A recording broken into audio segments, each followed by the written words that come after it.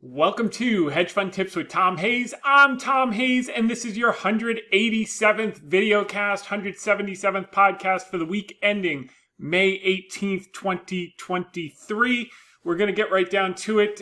Quick on the media. Want to thank Ali Sinar from Bloomberg HT, that's Turkey, for having me on his show this week.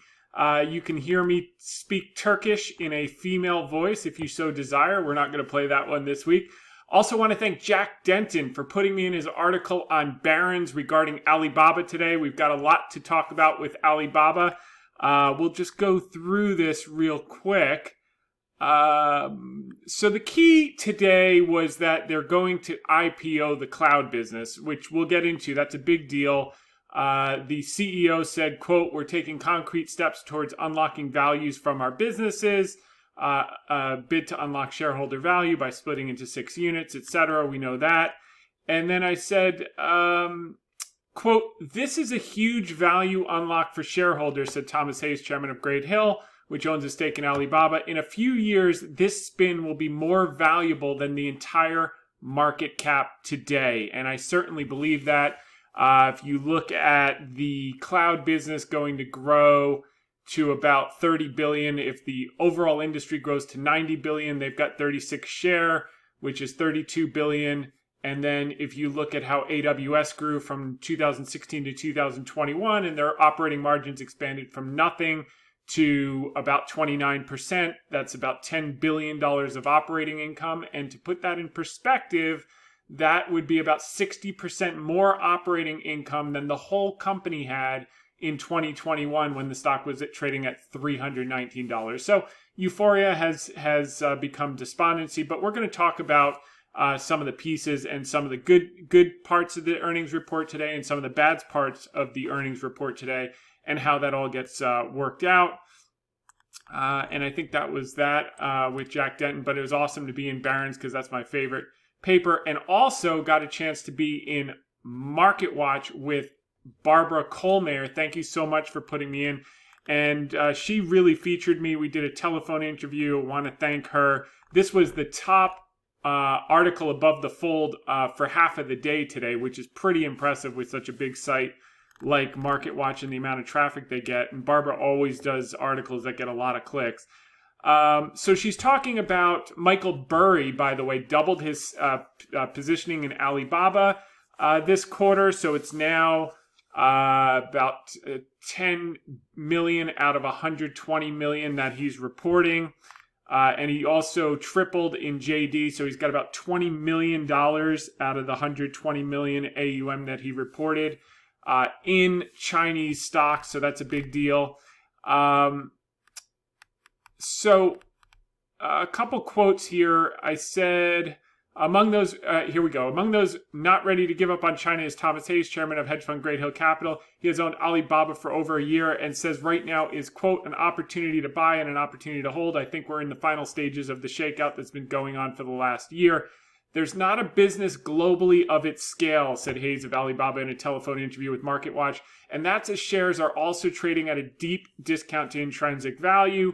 If the business had to be liquidated or broken off, which is what they're doing. He sees big benefits, he says, from the IPOs that Alibaba management is planning for various business units. For instance, Alibaba could deliver China's answer to Costco with its Freshippo grocery business, which was a bright spot today, by the way, where an IPO worth $10 billion is being planned, according to Tom Hayes. By the way, I believe Freshippo grew 29% this quarter. So even though it IPOs at 10 billion, when you have growth rates like that, they can really move into higher valuations pretty quickly. Then there's the global e-commerce business, Lazada and AliExpress, which they plan an IPO for $39 billion. That was a bright spot. That grew 41% this quarter. So even though it IPOs at 39, don't expect it to stay there.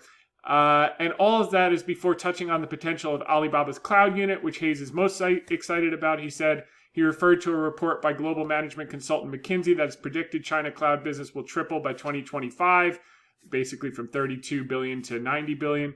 And they've got 36% share. Alibaba said Thursday that its board has approved the full spinoff of the cloud intelligence unit. Adding all this up, Hayes said, you've got a business that would be hard to replicate for less than $1 trillion, and it's trading at a couple $100 billion in the market right now. For now, the problem is some despondency toward China stocks that's partially justified due to, quote, mercurial government leadership behavior, which Hayes said is changing. And then Brendan Ahern over at Crane Shares, who owns the K-Web, had a similar comment. He says it's not like flicking a light switch, meaning that they opened in January, but then you had the COVID spread in January, so that was a throwaway month in February. And then March and April is where things started to really hockey stick, which we're going to cover today. Here's the magazine cover indicator, by the way. This came out this week. The Economist had on it peak China historically, and it shows here the powerful greenback was in October, right before the greenback crashed. This is peak China right at the bottom, with Masayoshi-san dumping in the hole. But now you've got people like Burry coming in, full guns blazing, and Dan Loeb of Third Point, who's one of the best in history, coming into Alibaba this quarter as well. So it's good to see that. Hayes also sanguine about China's progress. Quote, you've got to give the patient a little time to heal. What happened in China over the last 3 years was completely devastating. I can assure you, when this stock is over $200, everyone, all the pessimists who said it was not investable at $80 are going to be saying, quote, this is the future. 1 billion people in China. The cloud is just getting started, Hayes said. So we'll see if that plays out. I think it's going to play out much beyond that. And we're going to go through some of that today as to why. I want to thank Ellen Chang for putting me in her article on thestreet.com. Want to thank Shriyashi Sinyal and Shristi Anchar A for putting me in their Reuters article today.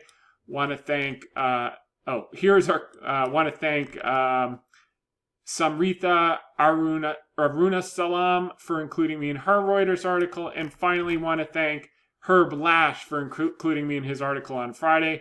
Our quote of the week, given the earnings today, was, most people aren't cut out for value investing because human nature shrinks from pain. So with that said, I want to get right down to, we had a conversation with the largest shareholder of Alibaba today, and here's what she had to say. Hey there, Brown Knuckle News fans. I am backstage with the big winner tonight. Taylor Sterling, how are you feeling? Oh, that was a crazy fight. I'm super excited. It was really tough. It was fun. I enjoyed it. It was definitely a different ballgame, but I had a blast, so thank you. All right. So sometimes if you don't laugh about it, you'll cry about it. Those of you listening in, you might want to watch that. You'll get a kick out of it. But here's effectively what happened, ladies and gentlemen. You had earnings come in. Revenue was up 2% year on year. And adjusted net income up 38%, adjusted EPS up 35%. So overall, headline was fine. Revenue was a hair slighter than expected. Earnings crushed it. And you had the stock sell off. So why did the stock sell off? Let's go through some of the things I posted on Twitter today. First and foremost,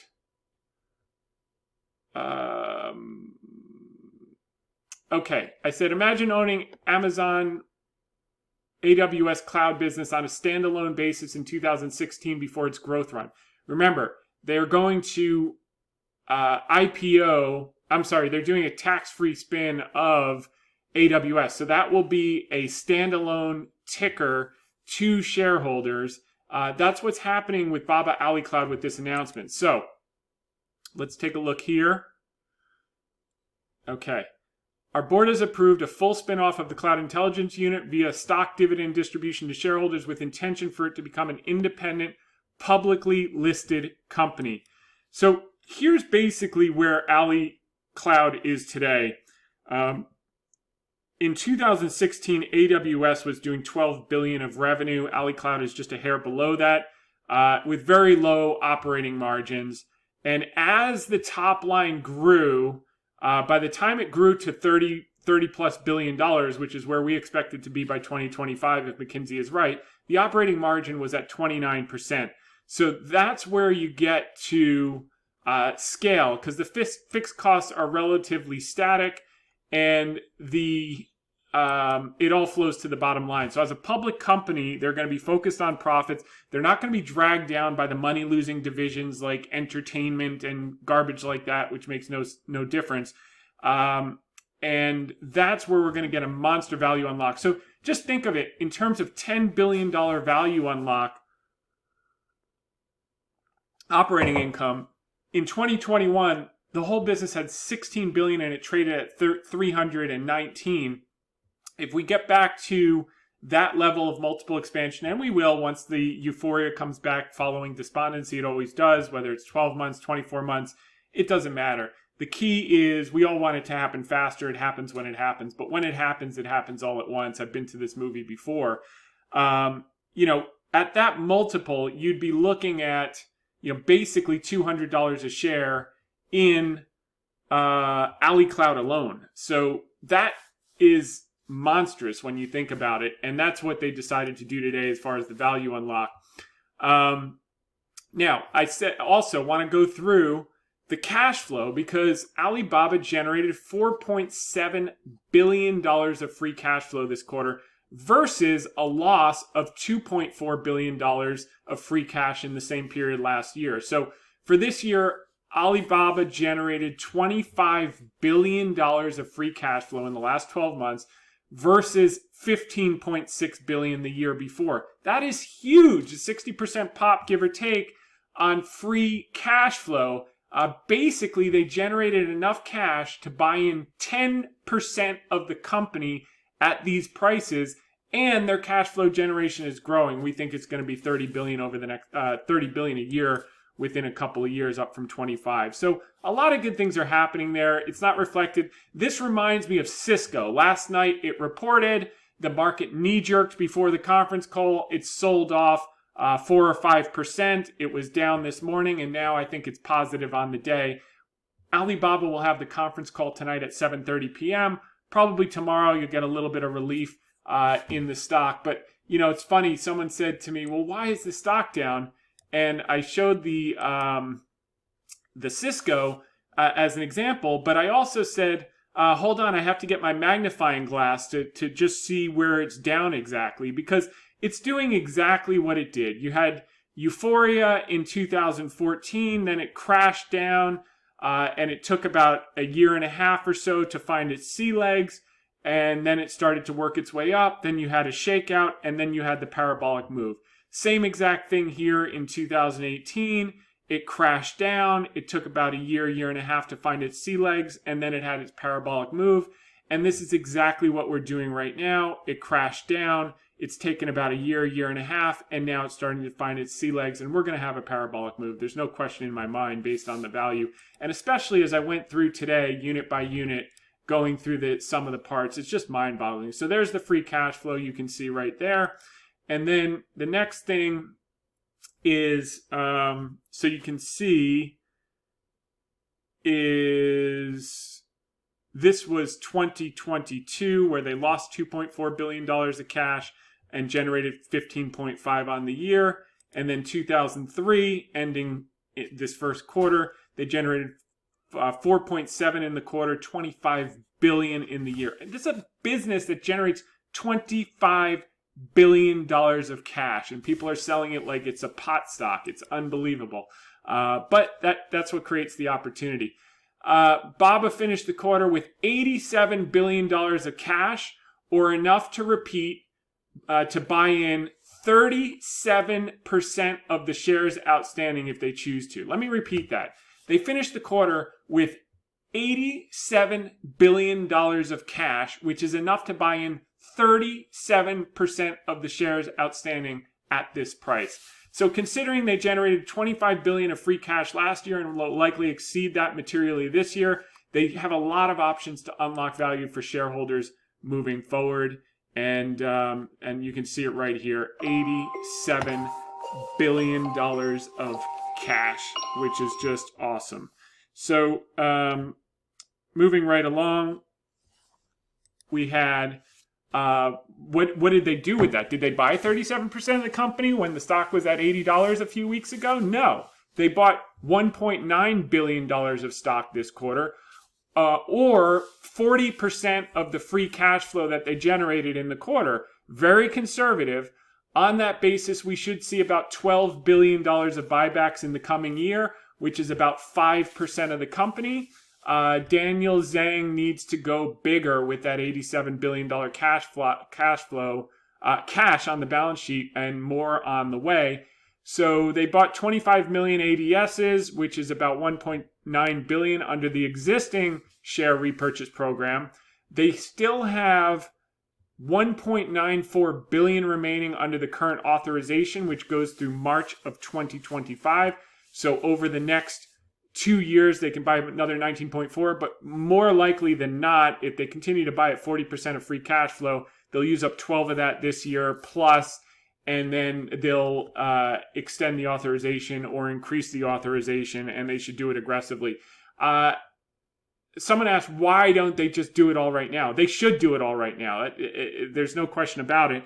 My sense is they want to go to the market from a position of strength. As they're IPOing all these companies, they want to convey to the market, we're IPOing these companies not because we need to raise cash. We're IPOing these companies to unlock the value. So we're going to raise capital at valuations that are acceptable to us and acceptable to what they should be, not acceptable to what they are in the conglomerate format. And if you don't want to pay those prices, we just won't do it right now until the market gets hot, because we have all the cash we need.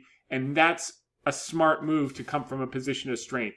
You know, it goes to, I think I talked about my favorite movie of all time is Swingers with Vince Vaughn and Jon Favreau. And they're driving from Los Angeles to Las Vegas. And Mike is played by Jon Favreau, and Trent is played by Vince Vaughn, and Vince is in the car. Mike's driving, and Vince is in the car, putting his suit on while they're driving that long drive from LA to Las Vegas. And Mikey turns to Trent and he goes, "Well, what's with the suit?" And he said, "Because in life, or well, not in life. It's a metaphor for life. When you don't need the S is when they give you the S." And I think that's how Baba's management is positioning. Just like Trent was putting the suit on so he would get all the comps at the casino, Alibaba management wants a boatload of cash. So when they go to market with these 6 divisions, they can dictate what the valuation is going to be versus relying on the kindness of strangers, so to speak. Baba International Commerce Unit is expected to IPO at a $39 billion valuation. Don't expect it to stay there with 41% year-on-year growth. This could be a big value unlock going forward. So let's just take a look here. International retail business increase of 41% compared to the same quarter 2022. This increase was primarily due to the growth in revenue generated by Trendyol, Lazada, and AliExpress. The increase in revenue from Trendyol resulted from more efficient use of subsidies and robust year-over-year order growth. The increase in revenue from Lazada is driven by the continuous improvement in monetization rate by offering more value-added services and robust year-over-year order growth. And the increase in revenue from AliExpress was driven by the double-digit order growth of AliExpress, accelerated by the direct sales and fulfillment services with the launch of a new service, Choice, to global consumers. So that's big stuff. And then here's Alibaba's global IPO. Unit has been valued by as much as $39 billion by analysts. So you just add the sum of the parts. We'll get it realized as it goes out to market. Okay, so Baba's cloud business was up 4% for the year, but slower than the industry, which was up 10% for the year. This was due to 2 one-time events. Number one is the loss of TikTok's international cloud business due to the U.S. regulation. Remember, they had to slowly push that all over to Oracle, so that's been ongoing. That was their largest customer, so that's hurt them, no question about it. And number two, the January COVID resurgence delayed delivery of the hybrid cloud projects. They certainly need to do better. There's no question. And I think on a standalone basis, when they're focused exclusively on that, they certainly will, and we'll see the benefits of that. So I think that was a letdown this morning. Here's the clip from the McKinsey thing. You can go on our reads today and pull the whole McKinsey 15-page report, where they talk about the cloud being $90 billion in China by 2025 and tripling from $32 billion. Okay, so that was the Cisco, which we discussed. You can see this consolidation here, which we covered. You know, history doesn't repeat, but it certainly rhymes. It does it every time. Crash, consolidation, parabolic move. Crash, consolidation, parabolic move. Crash, consolidation, parabolic move. We're getting towards the end of this consolidation. They're just taking out the final people to the woodshed here. Okay, now. Okay, so this person was asking why don't they go bigger or whatever it was. And I said, they've told you what they're going to buy. They're going to buy $19.4 billion over the next 2 years. They can increase that, and I think they will. I did this trading places with Eddie Murphy and Dan Aykroyd, if you remember, on the floor. And this is value investors today buying shares from day traders and Momo traders getting shaken out this morning. So if you remember, they're saying buy, buy, buy while everyone was selling, all the emotional day traders. So there we go. It's just part of the process. It's not fun, but look, if you look back to this chart that we put out a couple of weeks ago, you can hardly even see what happened today. It's still in this box. It's still doing this normal consolidation, just like you see on the longer term scale chart here. And then we're going to break out of this box and go parabolic. It's just a question of time, and I think we're there. So the next few days, it usually sells off 3 or 4 days after earnings, and maybe down to the bottom of this box, get every last weak sister out, and there we go. This is also another thing that's probably been a little weight on Alibaba of late, which has been the US dollar. This is a core part of our thesis. If you remember, here the US dollar was going up this whole period. Baba was crashing. The US dollar peaked in October. Alibaba rallied 100% off the lows. As the dollar crashed, then the dollar strengthened. Alibaba crashed again. Then the dollar weakened. Alibaba rallied. Now the dollar is starting to get bid. Alibaba got weak. So we have a little strength in the dollar because of the flight to safety with the whole debt ceiling thing. Hopefully that gets resolved in the next couple of weeks. Then the dollar should ease off, and then we can get a bit in emerging markets, i.e. Baba, in the coming weeks. This was a note from Jefferies after earnings. They still have their $220 price target. And what they said is Alibaba recorded March results. Total revenue came in largely in line with consensus and our estimates. Consumer management revenue declined 5% year-on-year versus our estimate of 5% year-on-year decline. For adjusted EBITDA, it grew 60% year-on-year, 21% ahead of our estimate, and non-GAAP earnings came in better than consensus. Management will host a conference call at 7:30 p.m. tonight. Okay, so that is something we can check out. Okay, so online to manage revenue. Okay, so we've covered most of these areas. This is just the pitch deck, which you can get at Investor Relations. Just Google Alibaba Investor Relations, and you can see segment by segment how the business fared. All backward looking. So January, you had the resurgence. So you're basically looking at 2 months. The other thing to keep in mind is that, this is it. Okay, while Alibaba China Commerce was down 1% year on year, they saw growth return to Taobao and Tmall in March. This aligns with the data we're seeing for a monster bounce in April.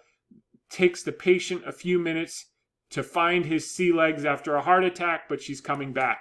So this is the key thing. In the month of March, underlined, online physical goods GMV growth on Taobao and Tmall, excluding unpaid orders, turned positive.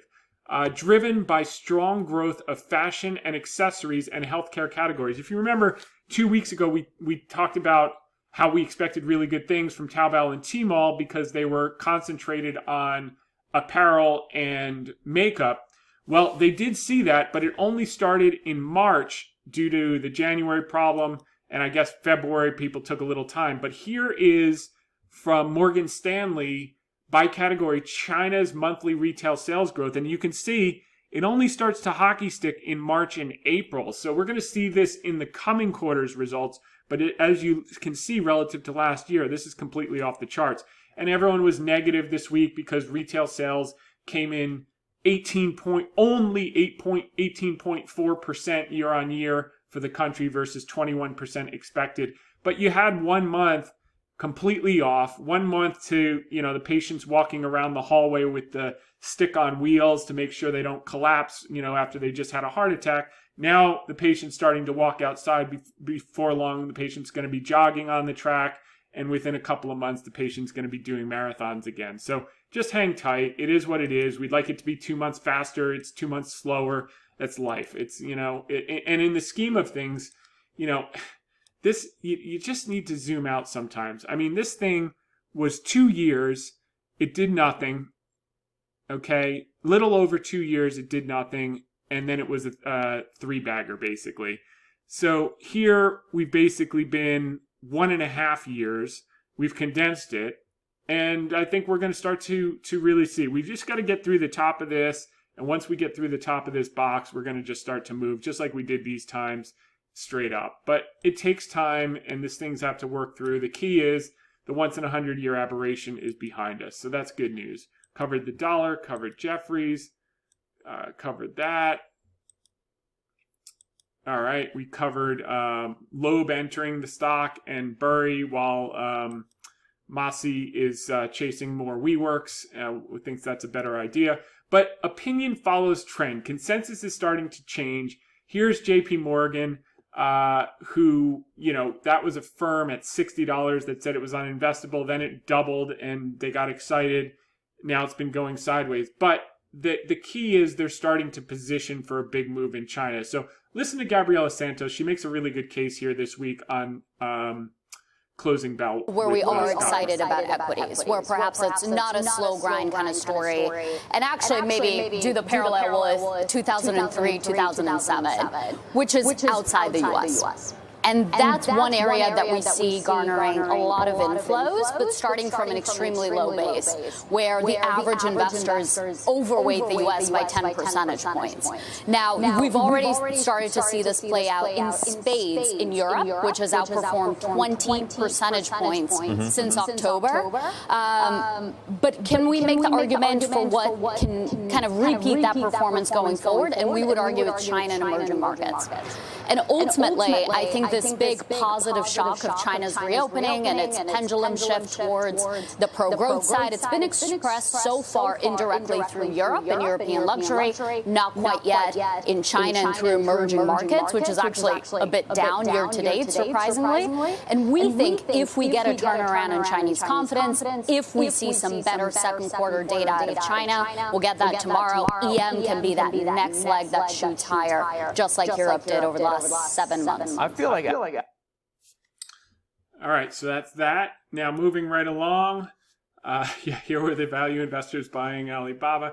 Here are the pictures I didn't get in last week from Torrey Pines. This is a great course in San Diego. I played, I guess it was last week or a couple weeks ago when we went out for the water polo. And you can see a couple shots here. This is all ocean. Basically, every hole is overlooking the ocean. I mean, it doesn't get any better than that. I mean, I'm sure there are. As a matter of fact, I'm wearing my Iron Horse shirt. Played with my friend last year. One of the best tracks ever as well. But this has unbelievable views and not a bad lie on the course. And all right, moving along. China's demand for oil hits record as IEA raises global forecasts. So they're coming back online, ladies and gentlemen. Just hang tight. I know it's tough, and it's like when you stream out, you're like, why isn't it happening yet? And then you look at history, it takes a little while to happen, And like I've always said, they don't give away multi-baggers for free. That's the bad news. The good news is we've got others that are going to be even bigger than this, like Cooper Standard, which we're going to talk about in a little bit. But I've just never seen a business in my career with a moat that's established like this, where you get more than this in terms of what you're paying for it. It's unbelievable. I mean, it's just, we'll look back and we'll celebrate this. It's in the meantime, we're like that MMA fighter that we played earlier, but just hang in there. The next couple days might be rough. Go back down to the bottom of the range. That'll probably get the last few people out of it, and then we'll work our way higher. And once we get over that box, which, you know, I'm pretty optimistic we can do this summer, get over this box, then we can start to really move once all that overhead supply is gone of all the people. If you remember, I said everyone's going to buy up here and they're going to take them out. There's a lot of overhead supply up there. That's where everyone bought after it went up 100% off the lows in the fall. So this will be where all the resistance is. And then once we get through that, it should be blue skies and we can get the next parabolic move, which will probably be the last over the next few years. And when everyone gets excited again, we'll be laying off. Price drop. People are paying less than MSRP for new cars again. That is exciting. What that shows us is the thesis is playing out. The dealer incentives are going to be coming back in spades, which means it's uneconomic to lease or to buy, lease a new car or buy a used car because financing costs are too high. So what are we seeing all day long? Just Google dealer incentives. Everything is 0%, 2.9%, 1%, 1.9%, 3.2%. APR. So people are buying new cars, and like pre-pandemic, you can actually negotiate with the dealers. Why? Because the semiconductors are in, and now they're starting to get full lots, and that production is what helps Cooper Standard. So it's good to see these things are normalizing, that the once in a 100-year aberration is getting worked through. How car sales could keep the economy humming. Retail spending is still growing and could soon get a boost for car sales. This is from the Wall Street Journal. And they're talking about how the numbers are coming in better than expected at 15.41 million light vehicles have been sold at a seasonally adjusted annual rate for the first 4 months of the year. So that was better than estimates coming in. And we're working our way back to those 2017 levels where Cooper can earn over $7 a share. And they don't even need to get to those levels because they've gutted costs and they have higher margins with the EV cars. And if you listen to the call, which I did again over this week, they've taken they're now the question was whether they were going to have to shut down Europe because they weren't getting pricing. Well, now it looks like they're getting a positive resolution on that, and that's going to eliminate what would have been a $100 million cash burn over the next 2 years. They're going to be cash flow positive in Europe, which has been a huge drag on the business. So they've renegotiated most of their domestic contracts, so they don't have to worry about commodity inflation anymore because that gets passed through and they keep their margins. They're getting Europe done. The car production's coming back, and the operating leverage is starting to kick, and they've affirmed guidance and cash flow positive. So all these things are coming to bear, and it's nice to see. And this is a perfect example of some happen quickly, some take a little bit longer. But when you're buying quality businesses on sale and you do, first thing we always do is worst case scenario analysis, and then we look for the upside. And that's where we are. So Biden says he and China's Xi will meet, whether it's soon or not. So I guess that's a step in the right direction. President Xi pledges to actively develop digital economy and modernize service industry. So now he realizes if he wants to compete with the West, he needs to become a consumption-based economy. So that's a positive thing. Paul Tudor Jones says the Fed is done raising rates, stocks to finish the year higher from here. So that's a change from him after the market's up 20% off the bottom. That's good to see. Hedge fund billionaire Steve Cohen tells investors to ride the big wave of artificial intelligence and stop focusing on recession odds. So he told investors this week that he's bullish on the markets because AI is going to increase productivity for the economy. Article of the week, the Dierks Bentley feels like gold stock market and sentiment results. You can read about the song. But basically what he's saying is the importance of living in the moment rather than worrying about the future or fretting about the past. These lyrics are particularly apt, as we've discussed in previous weeks' notes, that the markets will continue to climb the wall of worry until everyone stops worrying, and we're nowhere near that point. So then, once everyone stops worrying, then we're going to drop, okay? But we're not dropping when everyone's in cash waiting for the drop. That I can assure you. So to live in the moment because, quote, it ain't a smooth ride, life, it's a winding road. But when it comes to equities, gravel or gold, they go up 70% of the time. So you just need to own quality, durable, cash-generative businesses, sit tight, and, quote, drive through the rainbow for the pot at the end. So this is a great song. You should listen in and check out the lyrics.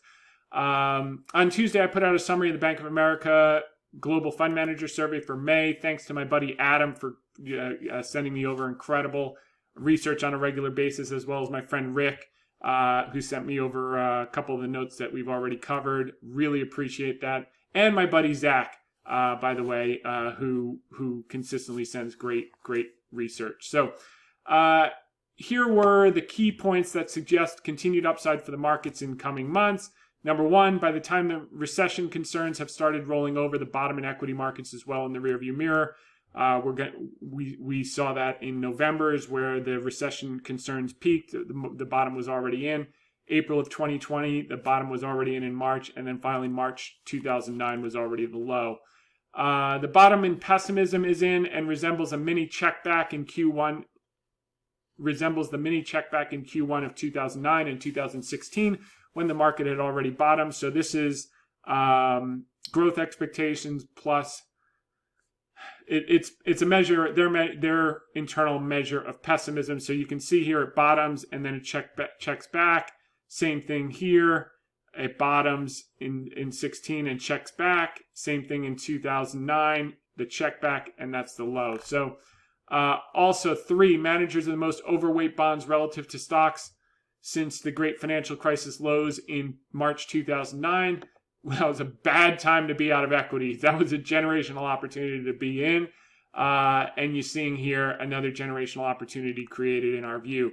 Managers are as scared to take risk today as they were at the March 2009 great financial crisis lows.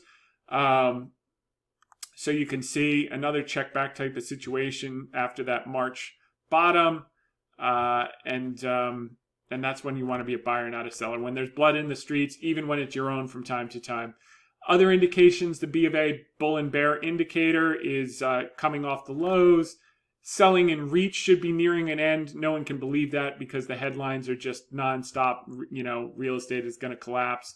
But they're already priced. The public REITs, we're not buying a public REIT in high quality office in the case of Renato because we think it's going to get better overnight. We're buying it because of what it's already priced in based on the math. So what it's pricing in is that 100% of their buildings on Park Avenue, Fifth Avenue, Madison Avenue, around Penn Station, they've got Grand Central Station and Penn Station completely surrounded with all the top properties in those areas. The market is saying that all of those buildings are worth 40% less than they're selling for. And I think that's true for many B and C properties, for sure.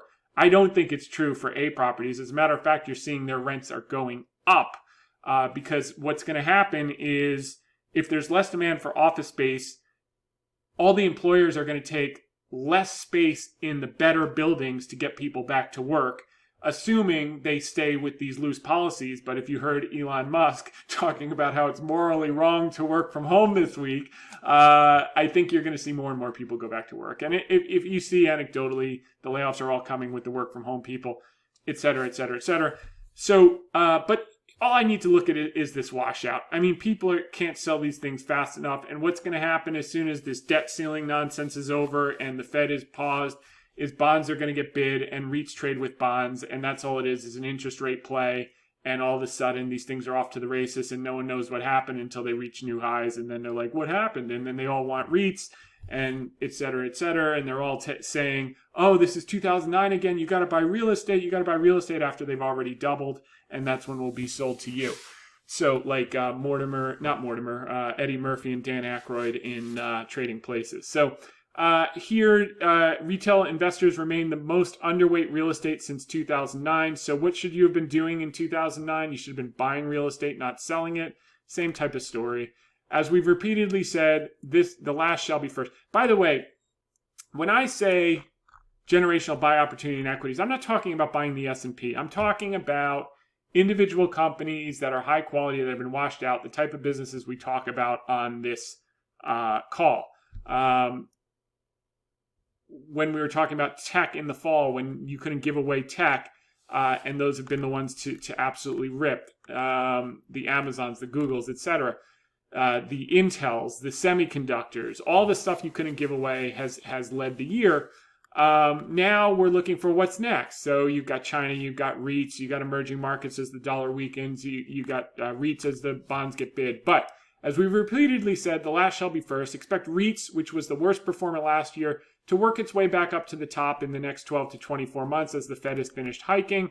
So you can see over and over, the last shall be first. Commodities from 2020 to 2021.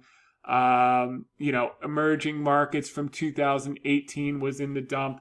By 2020, it was on top. Commodities in 2015 was in the dump. The next year, it was on top in terms of performance.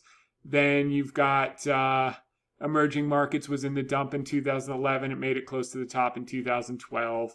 U.S. Treasuries were in the dump in 2009. It made it to the top by 2011. So, these things repeat. Emerging markets in a dump in 2008. It was at the top in 2009.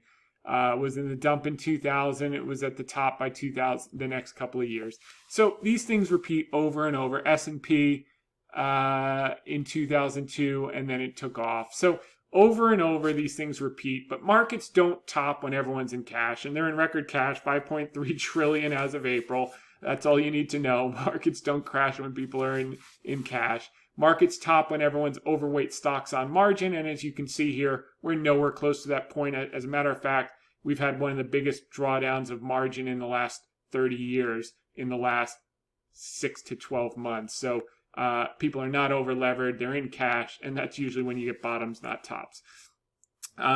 This is from Seth Golden talking about the manufacturing. PMIs starting to turn, and that usually bodes well for stocks.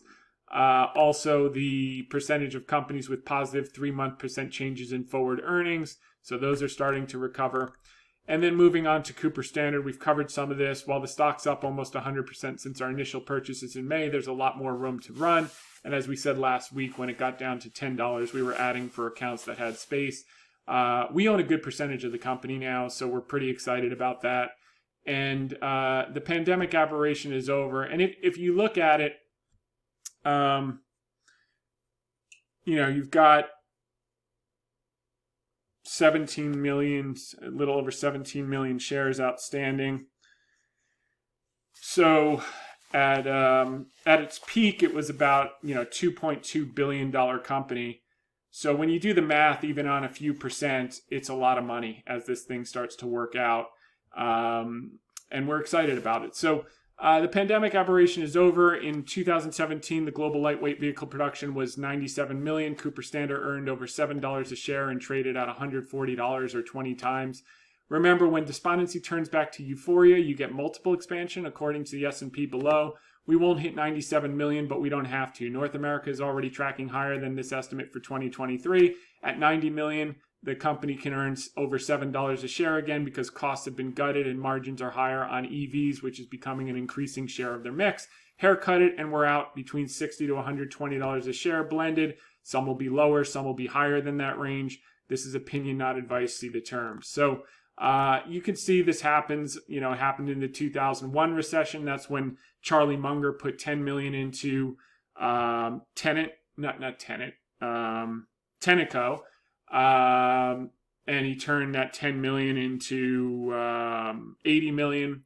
He gave the 80 million to Lilu, and Lilu turned the 80 million into $500 million. So 2 chess moves, he made $500 million. Then the same drawdown in the car production, worldwide motor vehicle production during the great financial crisis. It recovered to 2027, made Cooper Standard a $140 stock. Then we had the pandemic. It crashed again, just like it did, and it's going to recover in the same way. And it's only a question of the multiples. I have no question it's going to earn $6, $7, $8 a share over the next few years. Question is, will the multiple be 10? Then you got a $60 stock, or will it go back to 20? And then you got a $120, $130 stock, and you're making some serious coin. So even at 60, you're making some serious coin. So we'll sell some at the low end, we'll show some in the middle, and we'll keep some for the complete upside. Now, 2023 guidance still tracking. By the way, I do think this cycle is different because you've got the millennials, which are 33 years old. So I think this cycle could actually run for 7 years, which is going to be much longer because they do most of their spending in housing and family formation, which drives equity markets and everything else. But cars is a huge part of that. As they all moved out to the suburbs, that car demand is going to continue to grow. So, how it would ordinarily be a short cycle and you maybe get up to $7 and it's done before you have the next major recession, I think this thing can run till probably 2030. And in that case, maybe it keeps running up and you have $9, $10, $11 a share. And we won't have all of our stock at that point, but we'll have some of it. And we want to participate. So I think that's the key difference that's not in the model. And no one can see it when things are this despondent. It just is what it is. But here's the guidance for this year. Now, so their adjusted EBITDA is 150 to 175. The key that the management emphasized in the last earnings call, and you should listen if you're an owner, is that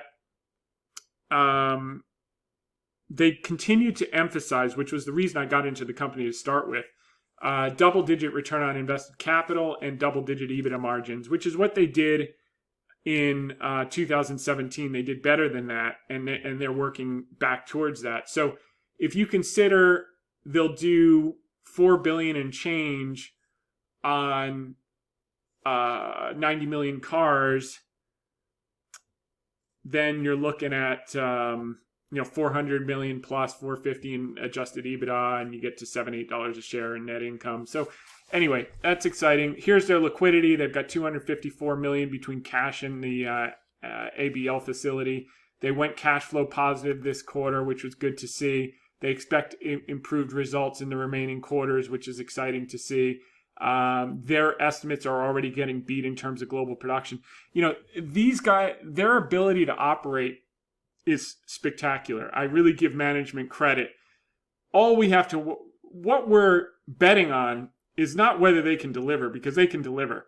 What we're betting on is whether these numbers can grow as estimated. And so far, the numbers are coming better than estimated now that the chips are coming in. So we're excited about all this stuff. And here you can see U.S. motor vehicle production rose to a record high in April.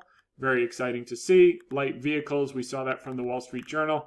Alibaba, we covered, I think, enough of this. Let's see. This was important. So that MarketWatch article with Barbara Kohlmeier was important. I think as important as the last major feature I had on MarketWatch, which was March 19th, 2020, when we called the pandemic stock market bottom, literally to the day. And you should check out this article, because actually we're going to do this right now, because I want you to see the comments on that day.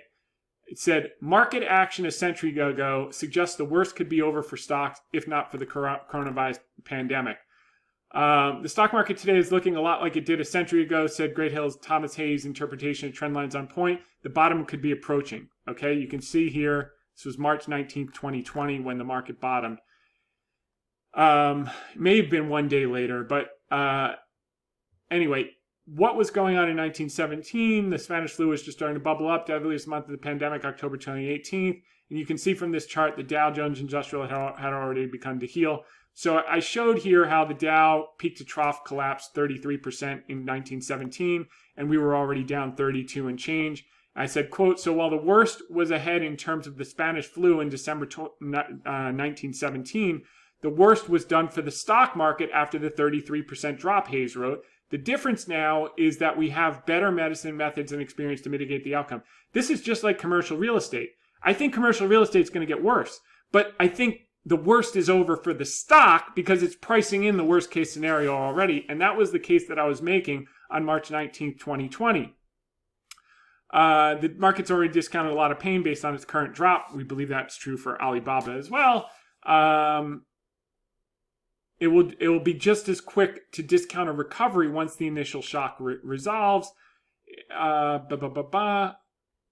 Okay, so that's that. And now look at the responses on March 19, 2020.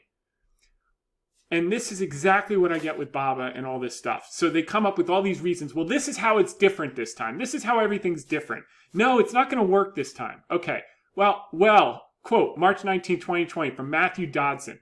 Well, we didn't have globally connected supply chain in 1917, nor access to instant accurate data. In fact, we haven't even started to see the real-world impact of the economic slowdown in the data yet. No S. Sherlock.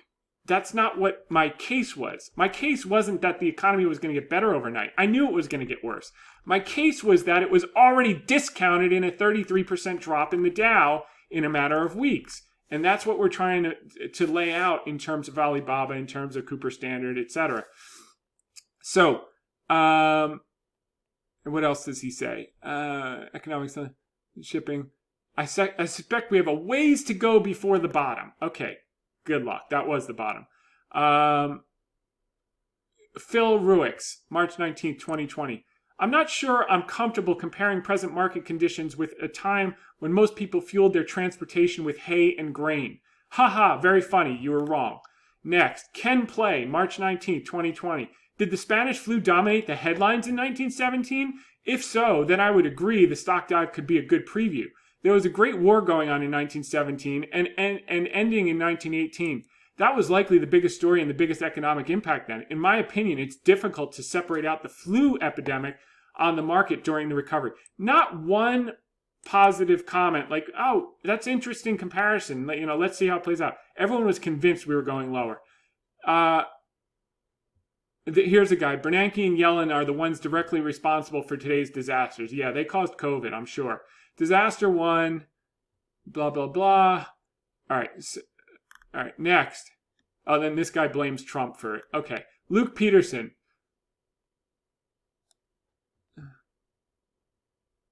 Oh, here. This guy's the genius. Luke Peterson, March 19, 2020. This is wonderfully ahistorical analysis of zero empirical merit.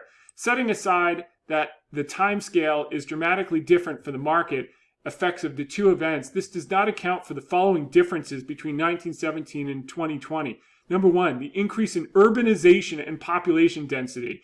Number two, the increase in connectivity, supply chain complexity, and depth and breadth of transportation networks. Number three, macro level changes in the composition of the global economy. Number four, cultural differences. In 1917, death due to communicable diseases in the developed world was still very high and compared to 2020, to say nothing of the fact. So this guy has all the answers. He sounds sophisticated and he was completely wrong. And we made tons and tons of money off of this. Next guy, GW. This is going to drag out. The authorities have partial lockdown, but it is not complete. So the virus will not be eradicated and will most likely bounce back in the colder weather. If it is warmer weather, like, who cares? Cal Lacianto. Wait for the Friday close. No one will want to hold anything over the weekend. More downside to come. Guys, I'm going through this not to pat myself on the back, but to show you what despondency looks like when they're divorced from reality. Okay? You go pull this up, you're going to see 20,000 in the Dow was effectively the bottom of the market, and we went straight up ever since then. Let's see. I mean, these people are passionate. Don't buy the hype. Unemployment is ramping up fast and the recession is forming. Thinking this bear market is over before it really begins is bullheadedness, probably based on buyer's remorse near the top. Samuel Agana, March 19th. We are underestimating the number of cases. In Minnesota, we processed 3,038 tests. So they didn't even read the article. The article said that the worst was yet to come, but the market had already priced it in. That's why we're using the analogy. Nice chart, Michael Wilson. Wait a second, this must be the Morgan Stanley guy who called for the triple break putt last year, too, that we haven't got. We've been straight up since he called for the triple break putt. Remember the March crash that never came? Nice chart. In 1918, it took about 7 months for the sell-off to end. So since this one started in March, perhaps stocks will bottom in October. By then, they were up like 80%, by the way. The guy evidently can't read his own chart since he said the bottom is approaching. This is perfect. Michael Wilson. I wonder if he works for Morgan Stanley. Michael Schoenfeld. I see no similarity in those charts. This crash was as straight down as possible. The virus is causing problems, but there's more to it. Oh, here's the guy. Oqual Cycle. Ooh, this is a cycle expert. The only problem is that the world had little or no debt back in 1918. Most people and corporations lived within their means. Today, the world debt is 100 trillion, but there's 200 trillion of debt. The day of reckoning is upon us. If anything, the current market behavior resembles the 1929 Great Depression, and we're only halfway there. So this guy was predicting another 60% drop. Instead, the market went up 80% over the next few months. Okay. Nope. Here's Art Stanton. Nope. Still has at least another 20% drop left. Cliff Robinson. Wasn't the 20s when the majority of people actually started to put money into the market? It's coincidence events that these two coincide. Even a broken clock is right twice a day. I feel sorry for the people who bought this dead cat bounce. Defies logic. So here we go. Hira Ilal. At the time of the Spanish flu, it took a year from the market high to low. We are now only 1 month into this. Kevin McKeever. This isn't even accurate. That flu epidemic didn't start in America until 1918. Clearly, the crash in 1917 coincided with the U.S. entering World War I, which we covered in our article, by the way. You can go on the website. It's all there.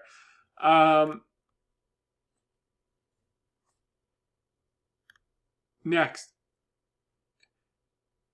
John Hodge. And then 10 years later, they blew up the stock market. I mean, I could go, my gosh, this is unbelievable. I mean, look at this. This is hundreds of comments of people who were convinced that we were 100% wrong.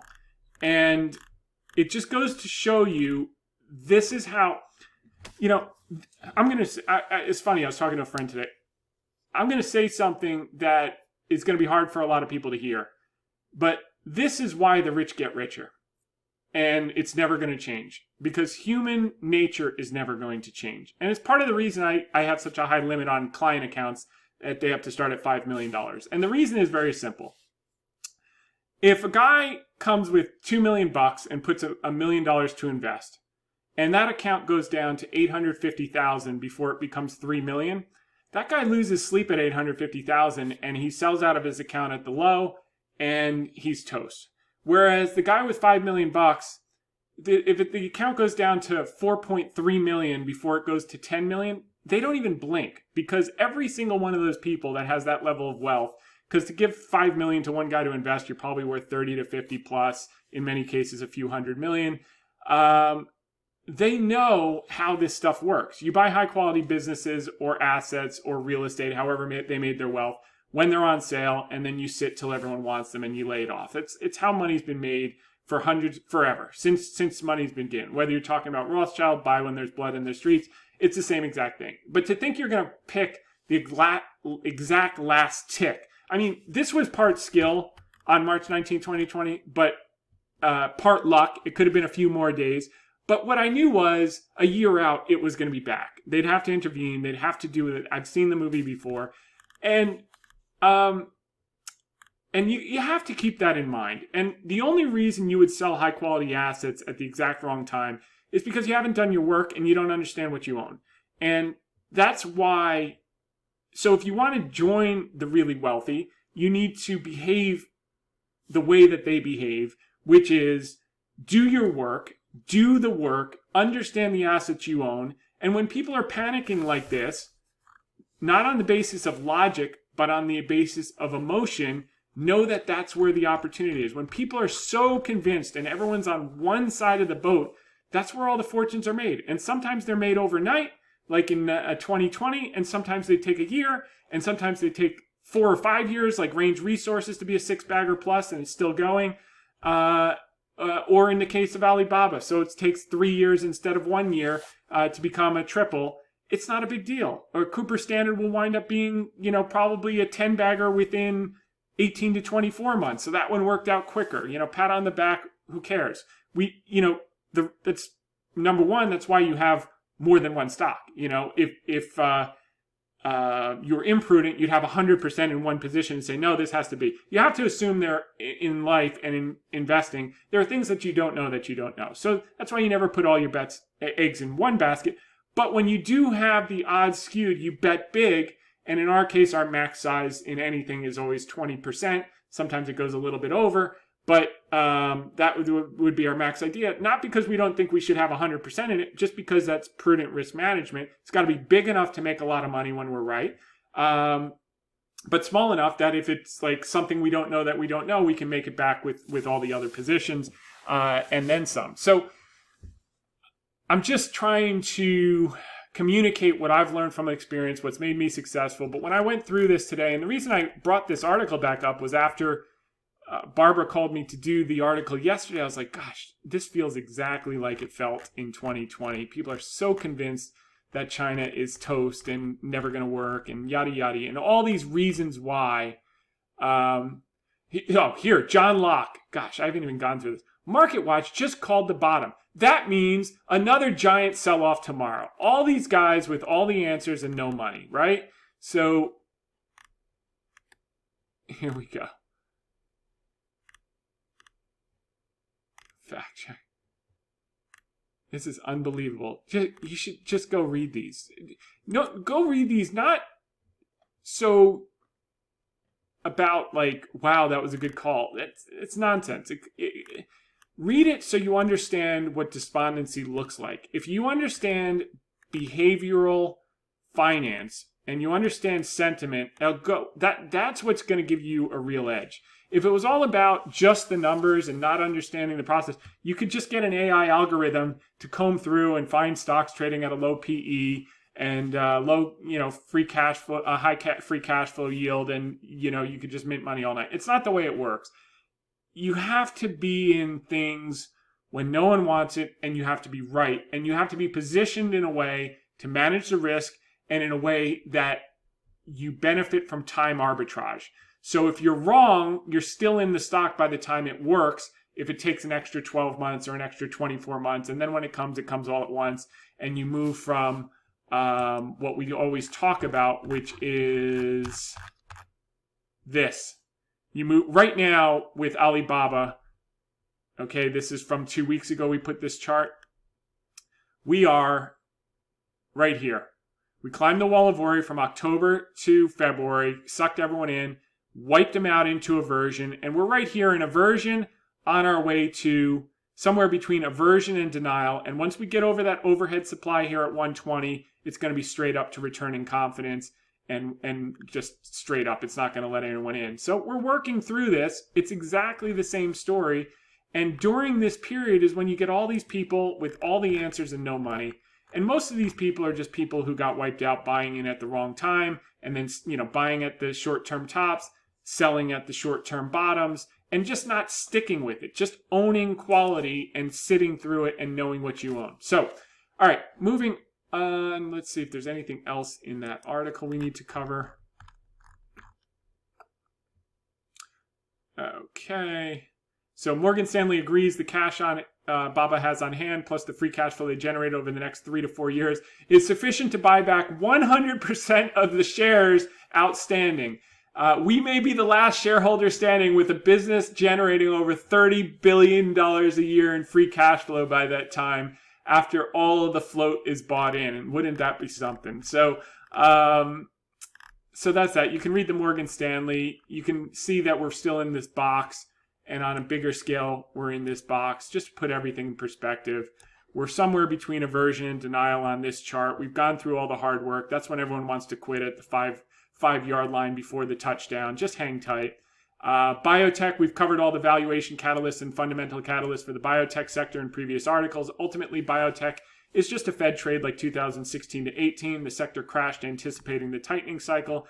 We crashed from 2015 to 2016, just like we crashed from 2021 to 2022. We bottomed in May. We're up from 60 on the bottom to 90. We're just beginning here. Same exact thing happened in 2016. You have that initial rally, then a pullback, and then you work back to new highs over the next year and a half. Same thing here. And it looks like it's so quick on the charts, but a year and a half is a long time.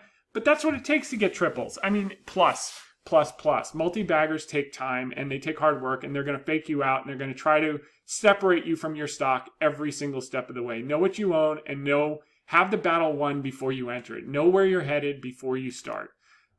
Sentiment washed out this week again, and sure enough, the market's going up. It's just the way it works. That's the markets. Man, I'm going to go through all these comments tonight. It looks like there's like 1,000. You just keep clicking, show more comments, and they keep coming up with all these people who are certain the market was going down more. Consumer staples, top 30 weights were down 1.3% and 1.43% for 2023-2024 estimates. We talked about this last week. You got Colgate and McDonald's trading at 35 times earnings. People are crowded into defensives. That's what's going to happen when everyone's on one side of the boat. They're going to get smoked. Earnings are just like energy in fourth quarter, which we've covered repeatedly. Same thing's happening. Everyone's crowded into these defensive. They're going to get smoked. What are they running away from this year? Consumer discretionary. Well, guess what? Earnings, cumulative earnings power of the top 30 weights for 2023 revised up 7.59% for 2023, up 9.6% for 2024, and you can't give them away. That's why we're in Amazon, ladies and gentlemen, and there's more there. Here's the earnings that continue to hold in there, 246 for next year. Economic data you can go through. There's not a whole lot there. We'll do a quick ask me anything questions, and then we'll get on with it. So let's go to Nick Saltarelli.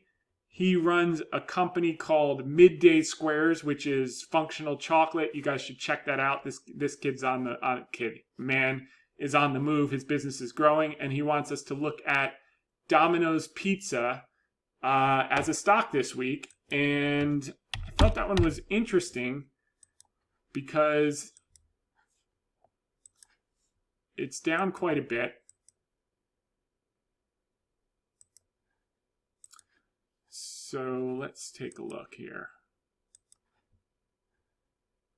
I got logged out. All right. So let's pull up DPZ. Now, Domino's has been a monster compounder. And it's recently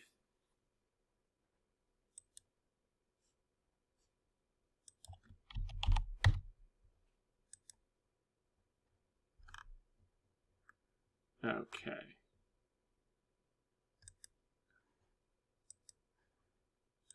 All right.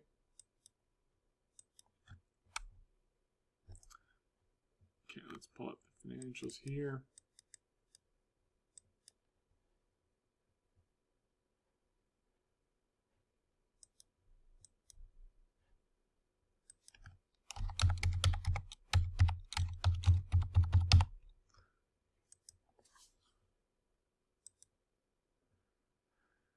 Okay, so Domino's has just consistently grown and grown.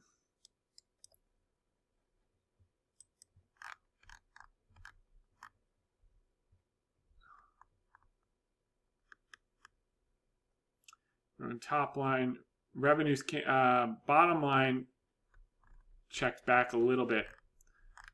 So you'll see last year they earned $13.50. This year was down to $12.50. So they had this huge pull forward from, I guess, COVID. Everyone ordered pizzas at home. Now people are going out, but they also have the international expansion story. The cash flow dipped down a little bit. Cash from operations from $650 peak down to $475. So it's deteriorating, and what you have to get a sense on is where does that deterioration plateau. But this has been a monster compounder in terms of return on invested capital. You can see here their margins have fallen a little bit. Their free cash flow is coming off. So you got to get on 4 to 8 calls, look at their investor presentations, and start to understand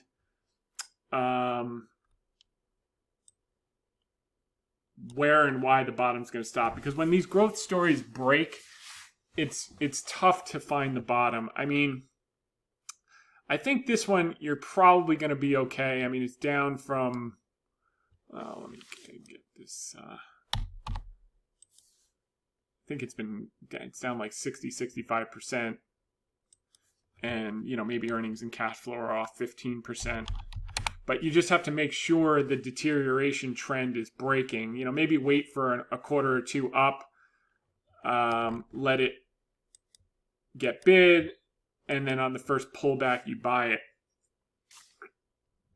But, this thing, mentally, I just won't buy businesses like this because, it went from $2 to $558. It's up 250 times.